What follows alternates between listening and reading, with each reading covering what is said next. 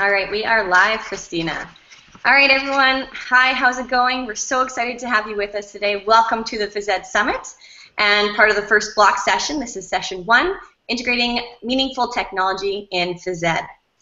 So thank you so much for joining us on this amazing journey. I am super, super excited to be here, and I'm super excited to introduce Cristina, who is just an Energizer Bunny. The first time we met, I was so excited, and I was just like, yay! I was like, people call me an Energizer Bunny because I'm always going around crazy. I was like, I can tell that Cristina and I are going to be super, super good friends because we're quite a bit alike. So I'm super excited to introduce her to you. But before we get to Cristina, we just have a couple housekeeping things that I want to talk about. So we are putting 4 sessions live at a time through a Google page. So we're hoping we don't get kicked out. We're not sure. We haven't tried this. Well, we attempted it, kind of. So we had 2 sessions going at once. So we're hoping we don't get kicked out. So if we do, please just be patient with us. We have a backup plan, and then we will put the new link onto the conference program. So please just check that out. So first and foremost, we'd like to thank you, the participants, for taking the time to attend the summit, and for Andy Vasily for his amazing, amazing keynote. I was very, very inspired, and I was doing a head nod like this the whole time. Like, my neck's a little bit sore from it. So thank you so much, Andy. It was very, very inspiring, and it was a great way to kick off the Phys Ed Summit. We would like to thank Spark PE for their sponsorship of the Phys Ed Summit. Spark is a research-based organization. They partner with the San Diego State University and are a strong supporter of online professional development. You can visit their website, sparkpe.org, to learn more about teacher resources, on-site workshops, and different content-matched equipment. Quite neat stuff. Also, Spark has graciously, which we're very excited about this, they've graciously donated a couple items to our participants today.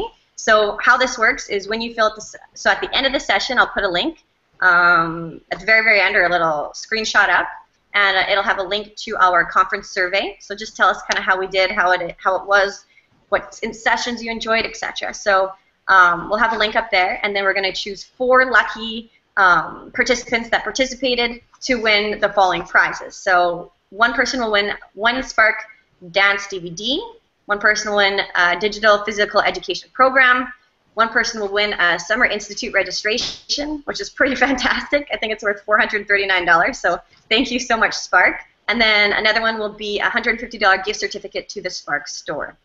So we'll push out the survey right after each of these presentations, and those who complete the survey by Halloween will be put into the draw. So please stay tuned for more information about that this upcoming week. Also, in order to receive your PD hours or certificate, if you need a certificate for these 2 PD hours or PDUs, again, you fill out that survey and you'll automatically get a link to your certificate. It'll automatically be emailed. If for some reason you fill the survey out and you don't get an email, just please let me know, and we'll make sure that it's working for you.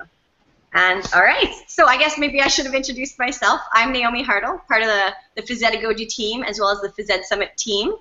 And yeah, some of you know who I am.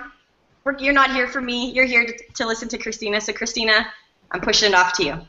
Awesome. Thank you so much, Naomi, and thank you for all of the work you've done the past few months to make this happen. So thank you for all of that. Okay, so today I'm going to be talking about integrating meaningful tech in PE. So I'm going to share my screen in just a second. All right. Naomi, can you see my screen okay? Yes, sorry, I muted myself. Yes. Oh, no, not yet. I can see you.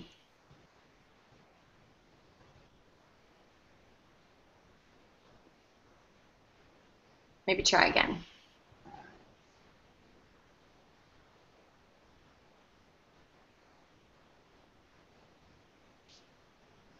Is it not working? I think we'll try this last time here. If not, we'll just have to go off the screen that I'm using. Sure. All right, so for some reason it's not going into present mode. I'll try again in a little bit, but for right now, we'll just go off the screen that I'm using. Sure. So this picture right here is something that actually Naomi tweeted out a couple days ago, and it really resonated with me. The second that I saw this picture, I thought about an Instagram picture, a quote that was on Instagram that said, "Life begins at the end of your comfort zone." And this is kind of how my journey started. When I first started teaching, I kind of stood in my comfort zone. I played it safe. I didn't want to integrate technology because I was afraid. But the second I started integrating technology slowly, it has transformed my classroom. It has transformed me as an educator, and it most importantly has transformed my students. So really going out of your comfort zone, it really will have such an awesome impact on your classroom and your students. So my hope today is that you can take one piece of information that I'm presenting today and implement it in your classroom and just try.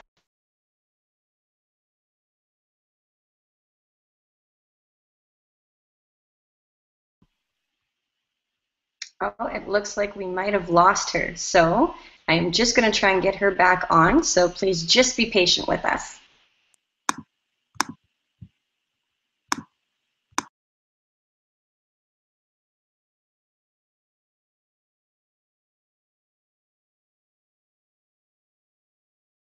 Having the curriculum drive the use of technology. Sorry, I'm just going to stop you for a second. We lost you for a little bit there.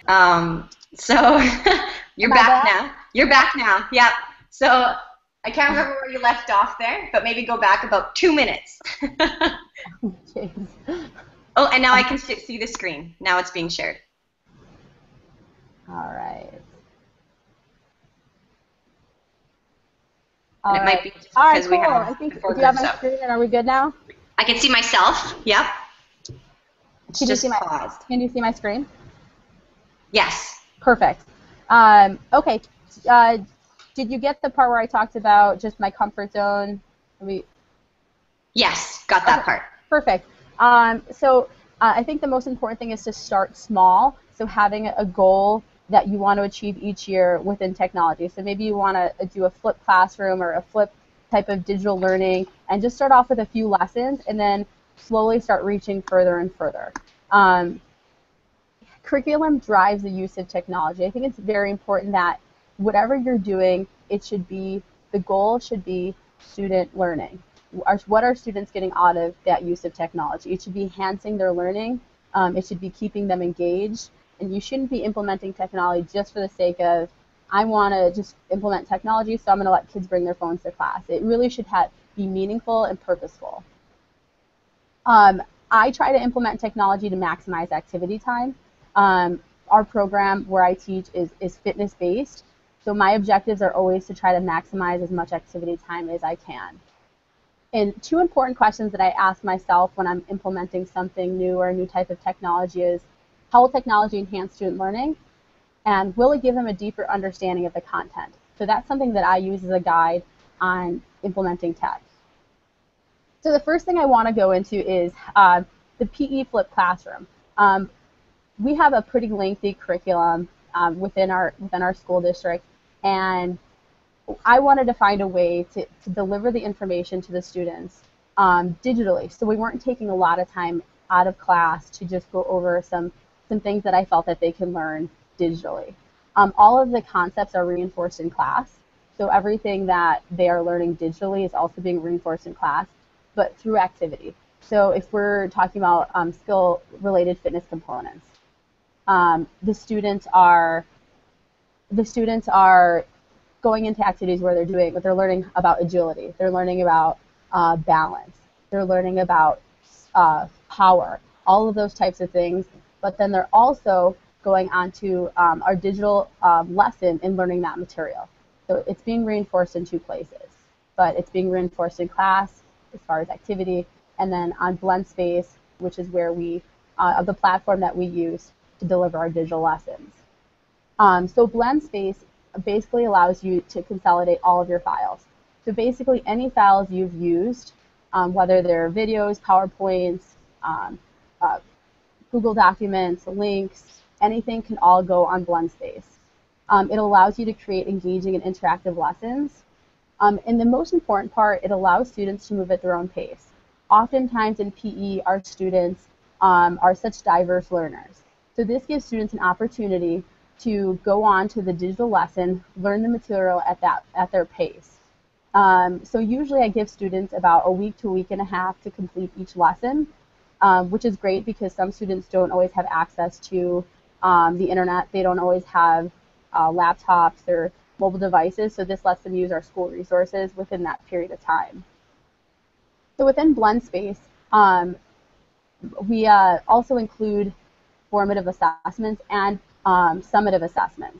And I've been using Google Form on my Blend Spaces, and that's the aspect that I actually grade. Students will go through all of the different slides on Blend Space, which I'll show you in just a second. And in the last slide would be a Google Form, and that's what students will, that'll be their assessment of learning that I will be grading. So I'm going to click on this link, I'm going to click on the next page here just to show you some of the lessons that I have been using in my classroom that my colleagues and I have created. So this is a lesson on aerobic and anaerobic. So we'd go through this material in class, we'd actually do an aerobic activity, we'd do anaerobic activities, talk about the differences, and then students would have a week to complete their online lesson. So they would go through each slide, they would watch videos, they'll go through and read articles, complete formative assessments. So this would be a formative assessment just to kind of allow the student to assess themselves and see if they're understanding the material that's being presented. Christina, I'm just going to jump in for a second. Sure. We have a question from Evan Sure. on Twitter, and he just said, is flipped classroom appropriate for elementary? What are your thoughts? I would definitely say that to an extent, absolutely. Like videos can definitely be, I feel like, beneficial for kids, for them to see, because they're definitely visual learners, they're interactive learners. So I definitely think to an extent, absolutely, you can put different pictures on there, you can put videos, you can put maybe worksheets that you have, you can even showcase your students on Blend Space. So maybe you have a Blend Space and every week you add an elementary student that you have that's been doing a fantastic job. Maybe he's been doing awesome on locomotive activities or something like that. So you can use Blend Space not only to present information to students, but to showcase them and things like that. Awesome, thank you. Yeah, of course. So as students go through, they would go through all of the slides, and the last slide would be their assessment of learning. So this would be a Google form, and the students would go through and they would answer questions, and then they would submit the form, and then this would be the part that I'm grading. We found that since we've implemented these types of activities, these digital learning, that test scores have increased tremendously because it allows students to work at their own pace. They don't feel pressured. They don't feel like stressed out if maybe they don't understand the material. It also allows them to maybe Google something, a word that they're not familiar with. Maybe they're not sure about a vocabulary word. It gives them a chance to further their learning and do a little bit more research. So I have a couple more lessons here, so feel free to click through them and check them out. Google applications. We are a Google school, and with the last few years, I've been implementing Google Docs and Google presentations and Google Forms on a regular basis. A way that I use Google Docs is allowing students to sign up for groups. So if we're going into a new unit, I send out a Google Doc, and the students can sign up right then on their own time at home and sign up for a group that they want to be in. So maybe for a soccer unit, you have a competitive league, a recreation league, and maybe like an ultra competitive league. Students go on and choose a group that they want to be part of. I also share Google Docs for homework assignments. So I might have a homework assignment, and I'll send it out through the Google Docs. They'll complete the assignments and then share it back to me so then I can then assess them. And right there on Google Docs, I can access comments. So I can leave them comments, great job, highlight things, maybe they need to change something, or maybe they had a misconception, and I can address it right there on their Google Doc. And it's also a great opportunity to be able to share that with parents as well. Google Presentation. I use Google Presentation as an opportunity to do application-based presentations, assignments basically. So what I do is I have students work either independently or collaboratively on assignments. So I'm going to click on one of my student examples here.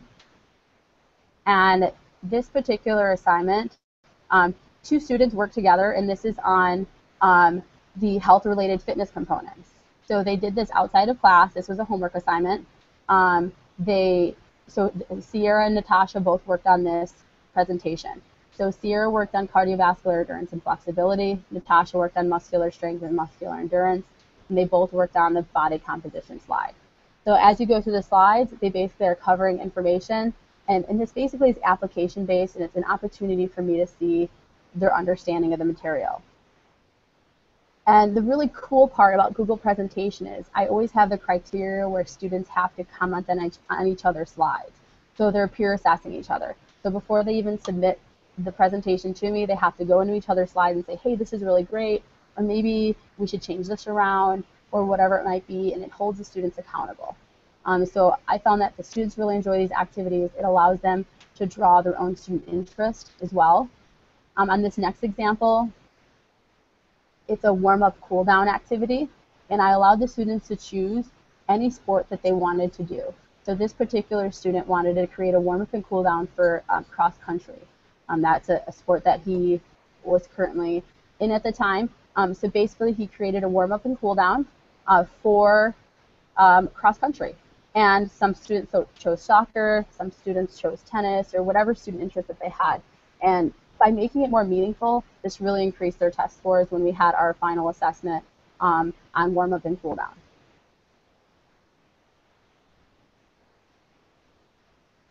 Google Form, as you saw, I showed you how I use it in the blend space, but there's so many other ways that Google Form can be used in the classroom. You can use Google Form by giving assessments. So you can have not only assessments, but you can do it by polling student interest. Sometimes I'll send out Google Forms on, okay, tomorrow we're having a circuit day. What kind of activities do you want included in that circuit? You could do it to check for understanding. You can use it as a self-assessment or reflection piece where students are going through and creating those reflections. Oftentimes that's something that I use for parent-teacher conference to generate discussion and to show parents some of the reflective pieces on their goals or how they feel they're performing in class and things of that matter. Here are some examples. Here's an aerobic and anaerobic Google form that I've used. Training principles where students have to go through. And this last one is one that I use for a fitness circuit survey. So students are going to go through and they're going to select activities they'd like to do during their circuit.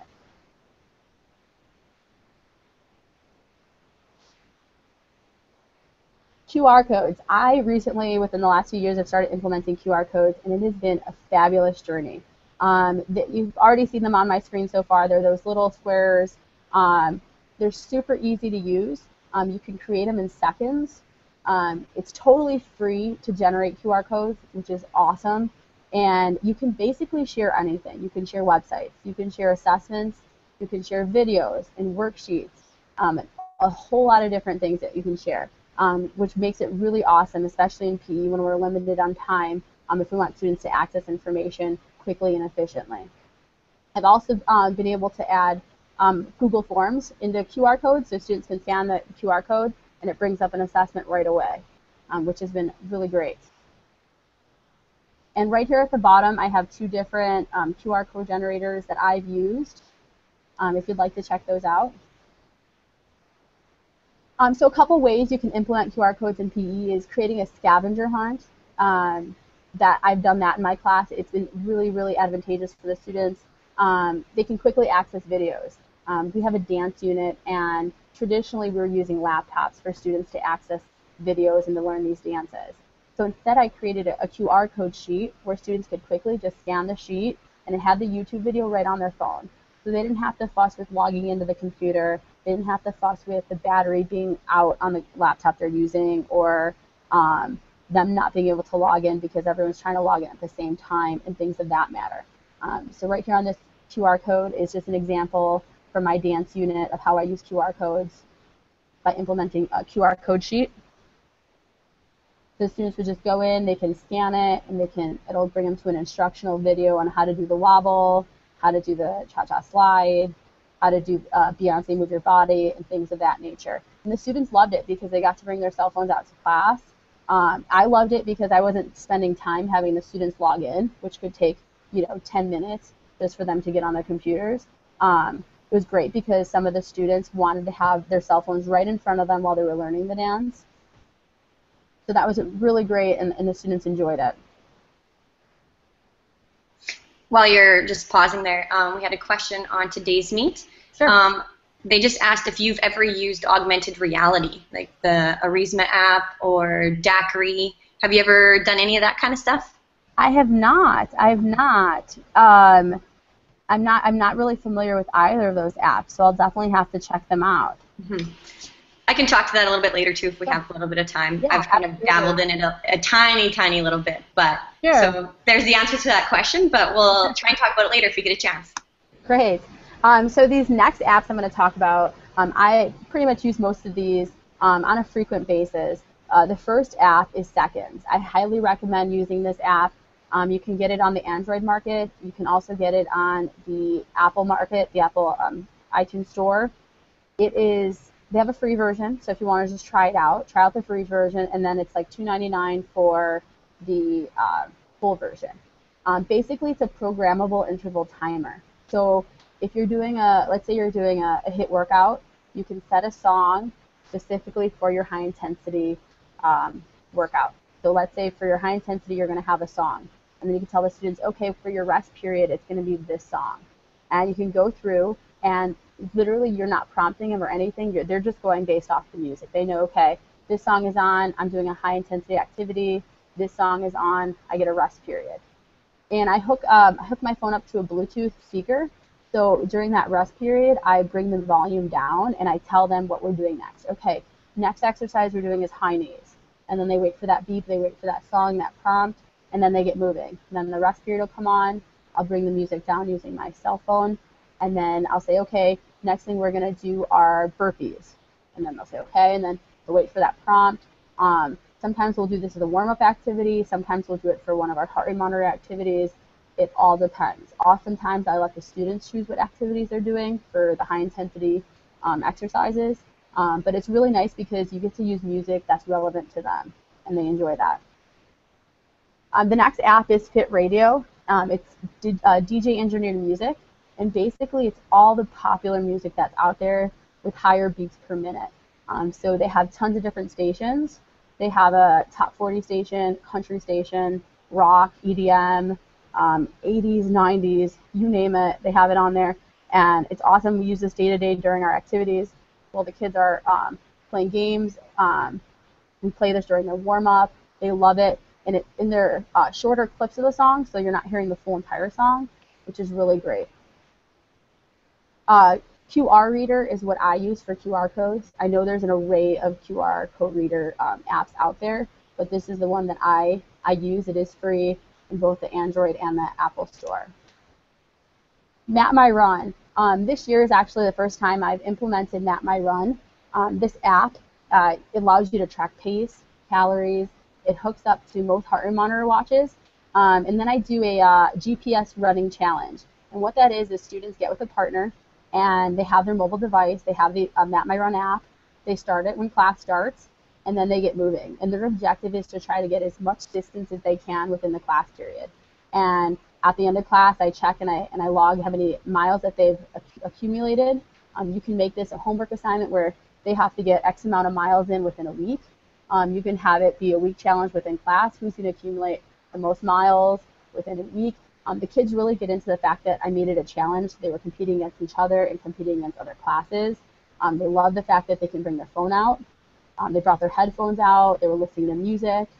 This app will tell you every mile marker you're at. So it'll say mile marker 1, mile marker 2, so it keeps students on track and keep them with their goals and objectives.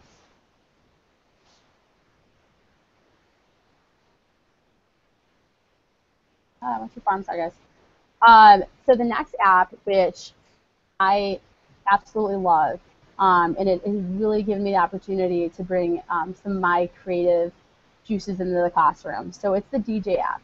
Basically, this app allows you to record music from your library. So it allows you to mix songs that you have within your cell phone library. My school, we do have to use the Cooper Institute Fitnessgram testing. So we use the PACER test. And basically the PACER test is like a beep test. And the music in the background was like elevator type music, kind of boring. You know, it wasn't very motivating. So what I did is I created new pacer tests with new music in the background using the DJ application. And it's really been awesome because I create a new mix for every time we're taking this test, so the kids are always looking forward to like, oh gosh, what song is going to be on the pacer this time? I've also created a few different ones. I had some teacher requests for a rock one, so we did like the Rocky theme, and the kids really enjoyed that. They really got into it. So just increasing motivation using music. We have a question. Sure. From today's meet, and they just said, so this is kind of going back to what you talked about before, does Fit Radio have the option to turn off explicit content? It does, absolutely, and I highly recommend doing it. Yes, it does.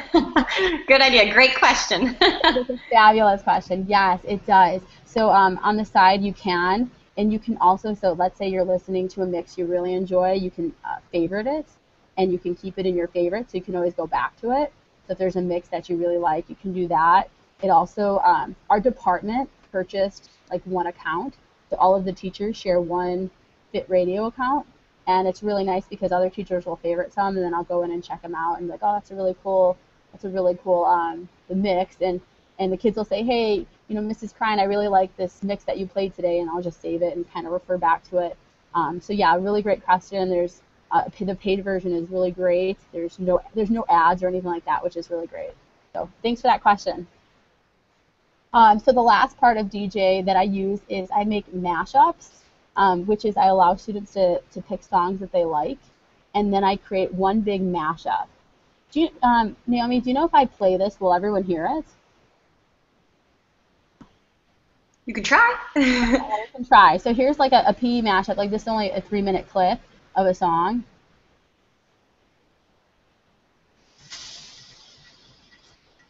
Naomi, are you hearing that? A little bit, yep. Yeah, we can hear it.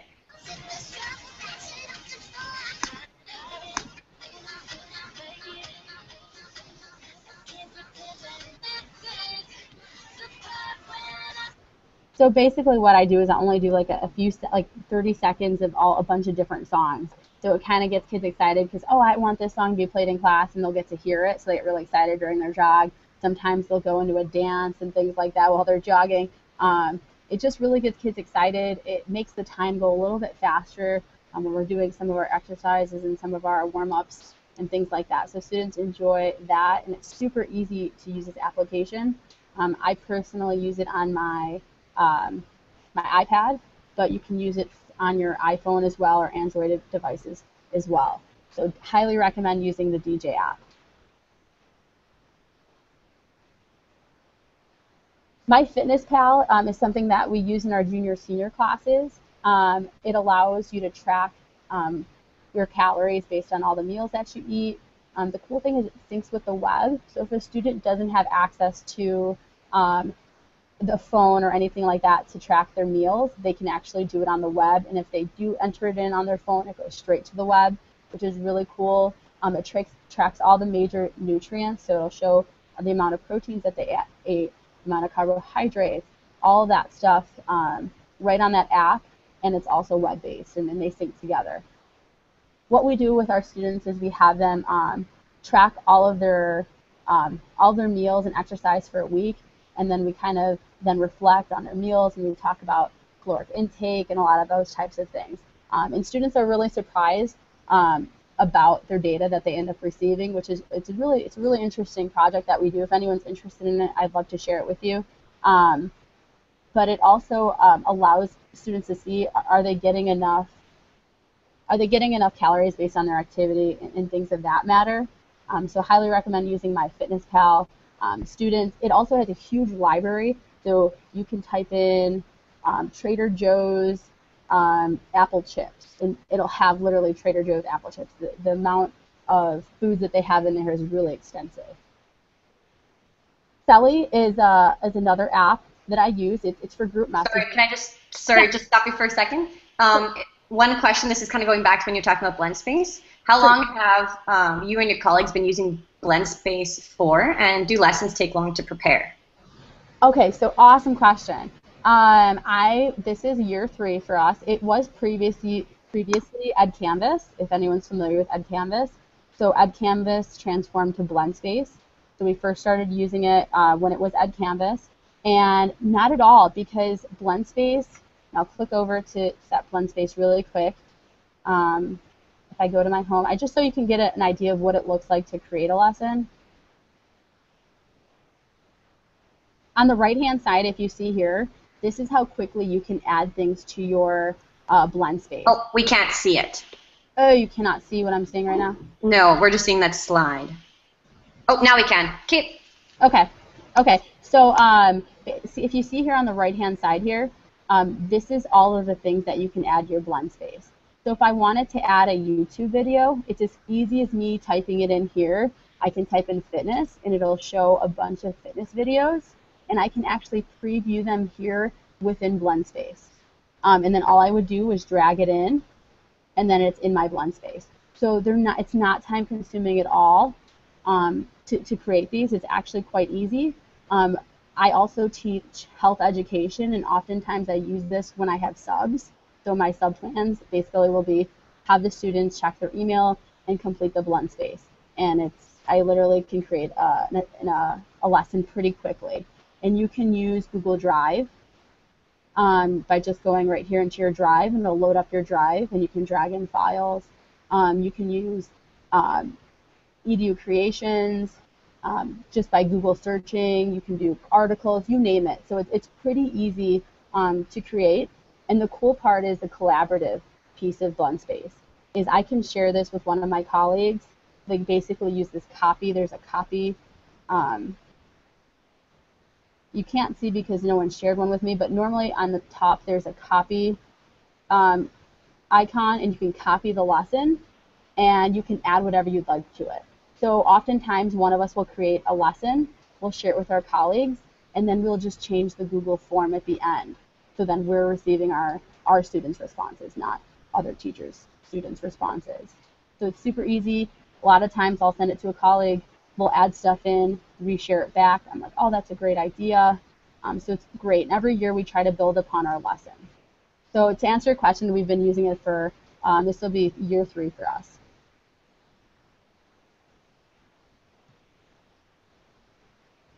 Okay, so back to talking about some of the apps that I use in class and in teaching is Sally is a great app. It's used for group messaging.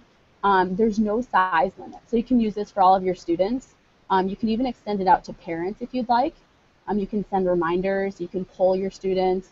There's a lot of privacy controls where you can set it up where they can only view the messages, they can't respond.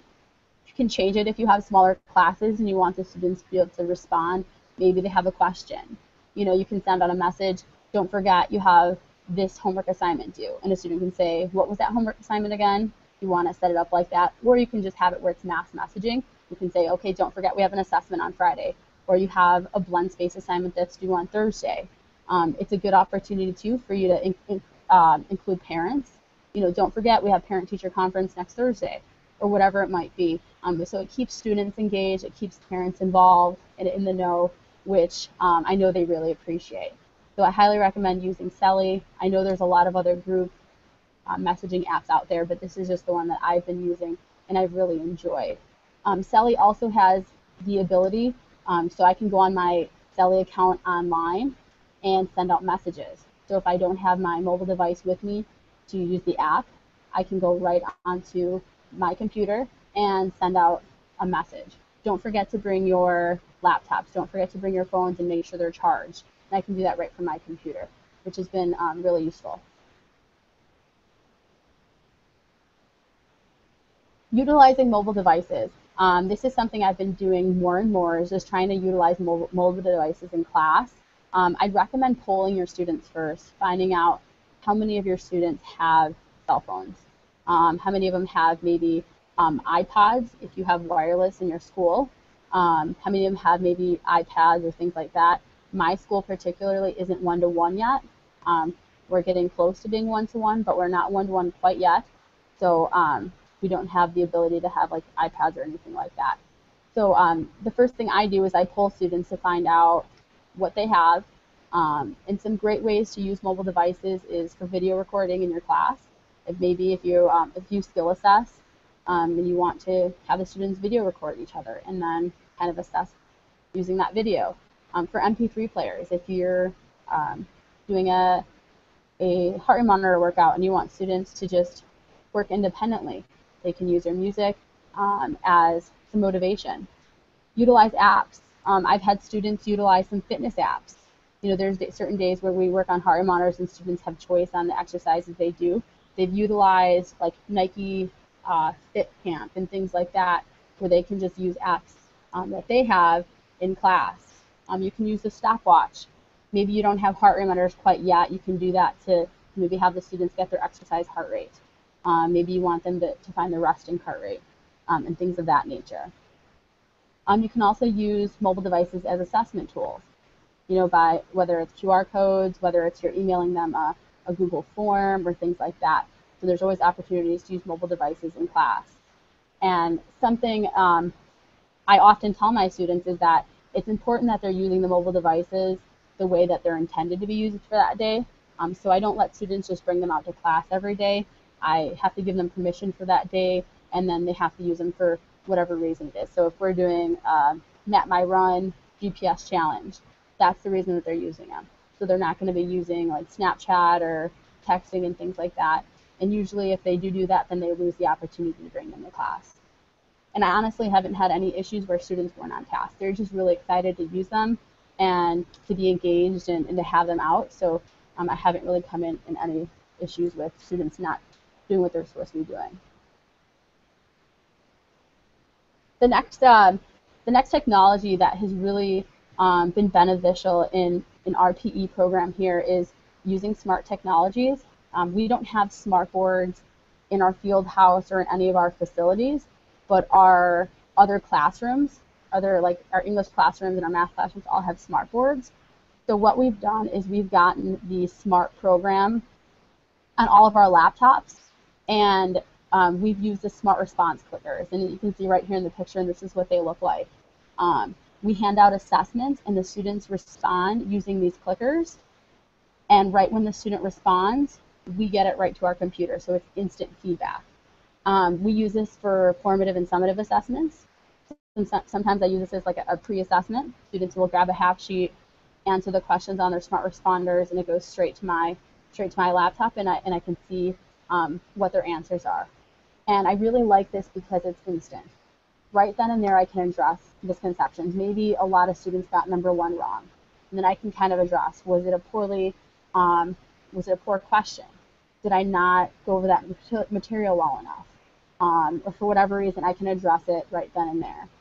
It lets me track data and student performance. So each student has a profile with the smart responder. They put in their school ID, and then I can track all of their assessment data throughout the whole semester, which has been awesome because I can kind of see, well, maybe a student has been performing well in all these assessments, but they didn't perform too well in this assessment, and I can have that conversation with that student, whether maybe it was the actual assessment or the content or whatever it might be.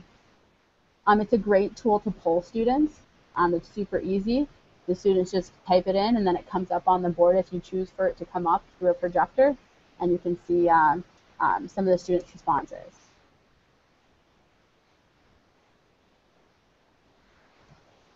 Heart rate monitors are something that I use twice a week. So all of my students use heart rate monitors twice a week, and it allows me to objectively assess students. Each student has a individualized target heart rate zone based on their fitness level. So I use the Carbonin formula. So each student, based on their resting heart rate, is given a target heart rate zone, which is between 60 and 80% of their max heart rate, and that's their target zone. So whenever we do heart rate monitor days, that's the student's objective. It's awesome because it ensures that students are working within that target heart rate zone. It allows them to exercise safely. They know if they need to increase intensity. They know if they need to decrease their intensity level. They're getting instant feedback on their performance, which is great. And it allows me to track data. So I track all of my students' resting heart rates. I track all of my students' exercise averages. So after their workout, after a 30-minute workout, I'll record what they were at after that workout. And this is great conversation for me when I have parent-teacher conferences. I can show, the changes in the resting heart rate, if there are any changes, and I can show their parents what all of their exercise averages were throughout the semester or whatever it might be. So it's awesome. It's great for the students. It's great for the parents to be informed on their students' performance and their fitness level.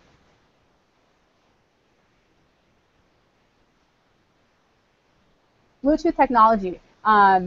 This has been an absolutely great tool in my classroom for a few reasons. Those two models at the bottom are what I specifically use in my classroom. It's the Ion. If you click on it, it actually sends you to the Amazon in case you are interested in purchasing either one of those speakers. But it allows you to hook up straight to your phone, so you can increase volume and decrease volume, so you're not having to yell over music. You're not having to use a remote control to change music. You can do it straight from your mobile device. I use this with the Seconds app all the time when I'm doing circuits. You can move it with you, so I'll take this to an outside facility with me, and it's fantastic because it charges, and then it has a battery life, so then you can use it without having it to be plugged in. So it's really been beneficial. I love using it. The students enjoy it. Sometimes they'll ask to play their own music, so they'll hook up their phones to the Bluetooth, which has really just been great. And here's my contact information if you have any questions. I hope that if you have any questions, you can contact me if you want to collaborate, or if you want any of the additional resources, the things that I've talked about. Please let me know. I'd love to share them with you. But overall, thank you so much for listening in, and I appreciate it. All right, thanks so much, Cristina. That was absolutely amazing. The Twitter and today's meeting, I'm just like, my brain is going crazy because I'm trying to go back and forth between the two of them, and it's awesome. Like, it's just fantastic. One person had a question. It said, yeah. Please, could you ask whether she has used iBeacons? I haven't yet, but I've heard great things in potential. Have you heard of that before? What is it called? iBeacons? No. No, but I'm interested to know what it is. Me too. Please let us know more. Yeah, it sounds like it has to do with like maybe something with like Bluetooth or like I don't know. So. Yeah, I was talking about it, or they popped up when you were talking about Bluetooth. Okay, another question. Are you using video analysis apps to give instant feedback to your students? I am not. Our program here at the school that I teach at is fitness-based, so we don't do any skill assessment. So all of our assessments are basically using heart rate monitors, and it's also with our cognitive type assessments, so with our curriculum and things like that. So we don't do any video type assessment on skill. Gotcha. Well, I guess more of a comment. So Eric on Twitter just said, amazing stuff, trying to think of how to translate to elementary level. I teach I guess the lowest that I teach is grade 3. And I use like Google Forms and QR codes and all that stuff with my grade 3s. Like, I mean, with them, you do have to really kind of, I don't want to say train them because we're not training our kids, but you really have to get them to, you practice what you do, right? So you have to take time to set it up with them. But once they know exactly how to do it. Like, I've been very lucky where I teach. We have a lot of technology in our school. We're fairly close to one-to-one. Or if I want, any type of technology, it's available to me. So my students have that background. They already know how to use it, but when I teach them something new, like when I was using augmented reality with my kids, it was really just, okay, here's the app, go to that app, hold it up to the poster, and this is how it works. So really it's just trying to get them, familiar with the tools and then allowing them to do it. You'd be really surprised with what they can do. We have our grades, I think, 1s and 2s in the computer lab typing things up, to the most part, for what, their spelling ability. But we have them doing a bunch of different things like that. So it's just setting it up so that it works with them and showing them how to use it properly. And I totally agree. And we have so many students who have such diverse backgrounds when it comes to technology. I mean, we have a lot of students who have used technology, whether it's cell phones, computers, and then we have other students who don't have any background on those things. And just as you mentioned, Naomi, like introducing it, and once it's introduced and you show them how to use it, it becomes pretty second nature, kind of like blend space. When we first implemented it, it was the students like, oh my gosh, what is this? Like, this is PE. This is not what it was like when I was in junior high. And now it's so second nature. I'm like, okay, guys, you have a blend space on aerobic and anaerobic. See you on Friday. And they're like, okay, got it. Like, so it's become second nature where there's not, you know, and not only that, I think it's important too, like at least having students also like look up things and research things. So oftentimes students have questions, and I often prompt them, well, try seeing if you can find the answer and try researching it and seeing if you can find it. Because as you know, as professionals, that's how we learn a lot of things, is researching and inquiry and things like that. So just having students build those skills. Right, exactly. One of the questions that popped up as well, it's for me. Do you have your students bring their iPhones PE? Some of them do. Yeah, we have iPads that we use, so I usually gather the iPads or laptops or Chromebooks that we have at our school, just because I'd rather them use that. Sometimes they get distracted a little bit by texting or Snapchat, kind of like you said, Cristina, right? But happens once, it does not happen again because, well, they know we're using it appropriately, right? You come to phys ed to learn things. It's not just to come play games. You know, it's not, I'm not rolling out the ball and just saying, hey, go ahead. It's your day today, whatever you want. You know, there's a purpose. We're learning something.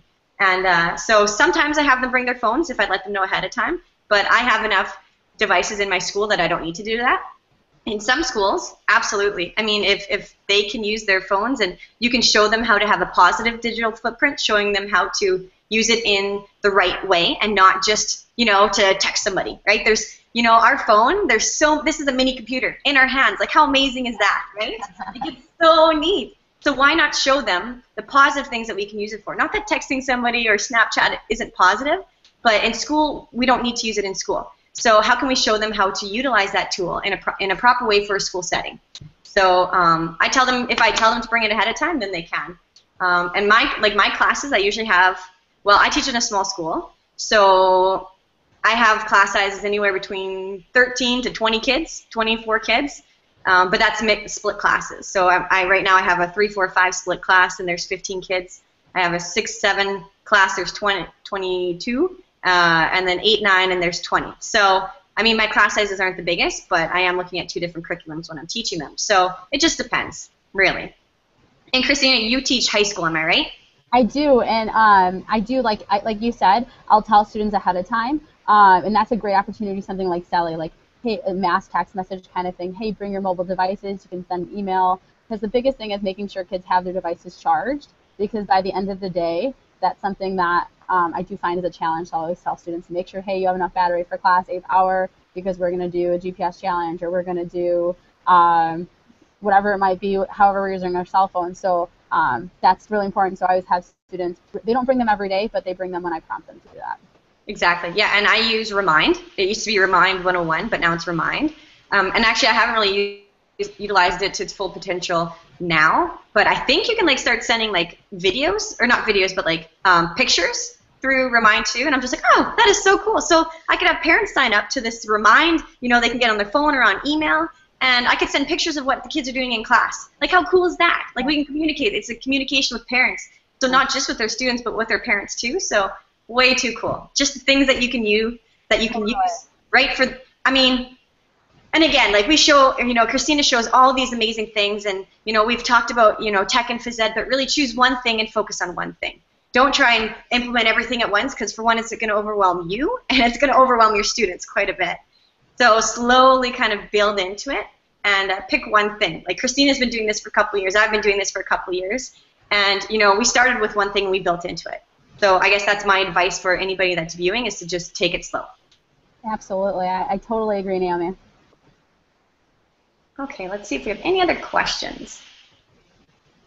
How often do you use tech within your PE classes? I don't know who's that for, but I'll let you answer that one. So it all depends. I use kind of Bluetooth technology kind of on the daily. That's with music and things like that. When I do like I said, I do heart monitors twice a week, so I'm using that Seconds app, and I'm using heart monitors, which is obviously a piece of technology too. I'm using Blend Space pretty frequently as well, so I feel like I use it pretty often. But I wouldn't say that I'm using cell phones in the classroom every day, but I am using different types of technology. And right. Yeah. Another question, what are ideas for using Chromebooks in phys ed? Have you used any Chromebooks? So right now our school is in a pilot program, so we do have half of our students are using Chromebooks, half of them are not.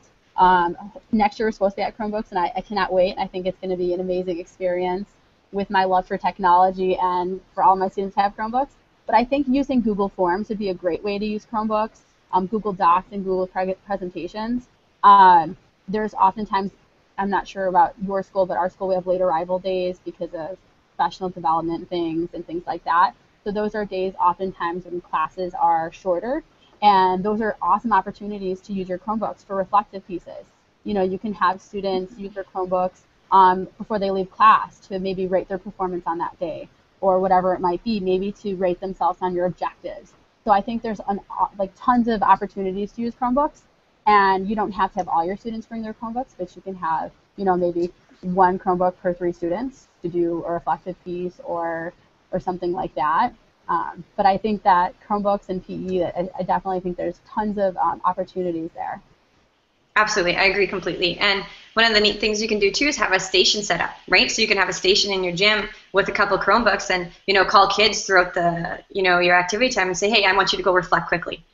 So then it's not just everybody at one time that's going. You can still have them, the rest of the group moving around. They can go reflect whatever time it takes them to reflect, and then come back into the activity that you're doing with them. So just another example of what you can do.